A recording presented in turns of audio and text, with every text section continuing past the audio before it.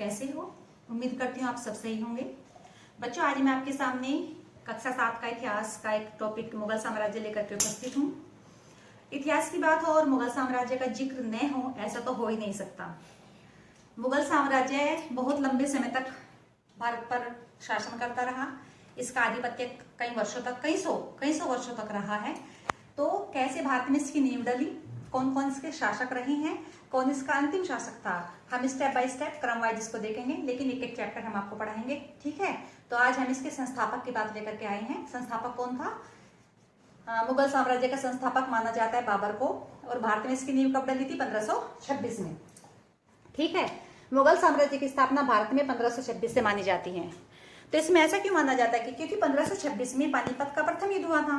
तो इसको हम मैं आपको एक कहानी की तरह सुनाऊंगी बच्चों, लेकिन आपको बोर नहीं होना है। ठीक है, सोना नहीं है, आपको अच्छे से सुनना है। मुगल साम्राज्य का संस्थापक कौन? बाबर। और बाबर का पूरा नाम जहीरुद्दीन मोहम्मद बाबर था। इनके जो पिता थे, इनकी उमर शेख मिर्जा उनका नाम था, और इनकी मृत्यु हो जाती है 1494 में। बाबर के पिता की मृत्यु हो जाती है 1494। मात्र 11 वर्ष की अवस्था में इनको एक फरगना का शासक बना दिया गया। देखिए बच्चों, 11 वर्ष की आयु होती क्या है? 11 वर्ष में हमें पता क्या होता है। आप जो 6 to 8 के बच्चे होते हैं, आप सब 11, 12, 13, 14 की आपकी आयु होती है। क्या आप एक शासन संभाल सकते हैं, एक गद्दी संभाल सकते हैं? नहीं। लेकिन उस समय इनके संरक्षक होते थे, जो जिनकी देखरेख में ये शासन सारा चलता रहता था। तो ऐसे ही 11 वर्ष की इनकी अवस्था थी, तो इनको क्या बनाया? शासक बना गया। तो इन्होंने अपने शासन बनने के बाद क्या क्या कार्य किए, उनको क्रम वाइज हम देखेंगे। 1504 में अफगानिस्तान पर आक्रमण करके काबुल को इसने अपनी राजधानी बनाया। उसके बाद 3 वर्ष बाद ही देखिए 1507 में अपनी पूर्वजों की उपाधि, क्योंकि इनके पूर्वजों की उपाधि क्या थी? मिर्जा, उसको त्याग कर इन्होंने क्या उपाधि ली? बादशाह की उपाधि ले ली। और भारत आने का निमंत्रण इसको किसने दिया? एक बड़ा रोचक सा तथ्य है, क्योंकि ये भारत में थोड़े आए थे जो बाबर थे, ये तो अफगानिस्तान की दर रहते थे। लेकिन जो हमारे दौलत खां थे, वे लाहौर के थे उस समय, लाहौर उनके पास प्रांत था। लेकिन वे चाहते थे कि मैं जो पंजाब है इसका सूबेदार बन जाऊं, पंजाब पर मेरा पूरा आधिपत्य हो जाए। तो उसने बाबर से मदद मांगी कि तुम भारत पर आक्रमण कर दो और तुम भारत पर राज करना और मुझे पंजाब का सूबेदार बना देना। तो दौलत खान ने इनको आमंत्रण दिया था। देखिए बच्चों, आप कभी भी ऐसा काम नहीं करेंगे अपनी जिंदगी में। हमें सीख लेनी चाहिए इतिहास से कि भाई एक दूसरे का बुला रहे हैं, फिर उसने ऐसे पैर गड़ा दिए कि इसने मुगल जो शासन रहा है बहुत लंबा रहा है। और केवल बाबर का जो शासन था वो केवल 4 वर्ष का था, 1526 से 1530 तक। लेकिन उसने ऐसी नींव रख दी ना, नींव मजबूत रख दी। तो देखिए क्या क्या उसने फिर क्या किया। बाबर ने बाजौर व बहरापुर को जीत लिया था 1519 में। 1519 के बाद बात आती है 1525 में। और जो 1525 है, बाबर पंजाब के रास्ते से भारत की ओर आया, 1525 में आया। और आते उसने 1526 में पानीपत का प्रथम युद्ध किया। किसके साथ? इब्राहिम लोदी के साथ युद्ध किया, जिसमें इब्राहिम लोदी की हार हो गई और बाबर विजयी रहा। तो इस जीत के लिए उसने जो काबुल के जितनी भी प्रजा थी उस समय खुश होकर सबको एक एक चांदी का सिक्का दिया था।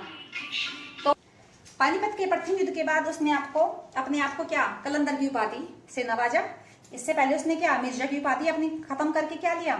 बादशाह की उपाधि ले ली। इसके बाद इसने कलंदर की उपाधि ले ली। और 1527 में खानवा का युद्ध हुआ, जो किस किस के बीच हुआ? बाबर व राणा सांगा के युद्ध के बीच युद्ध हुआ था। और इसमें बेचारे जो राणा सांगा थे वो हार गए थे, इसमें बाबर विजयी रहे थे। और इसके बाद इन्होंने गाजी की उपाधि ली, जो खानवा का युद्ध हुआ। इसके पश्चात इन्होंने गाजी की उपाधि ले ली। इसके बाद आगे चलते हैं, 1528 चंदेरी का युद्ध हुआ। देखिए इन 4 सालों में युद्ध ही युद्ध करता रहा। ठीक है, 1528 में चंदेरी का युद्ध किसके? मैदानी राय व बाबर के बीच हुआ, और इसमें बाबर विजयी रहा। 1529 में देखिए खास 1529 घाघरा का युद्ध।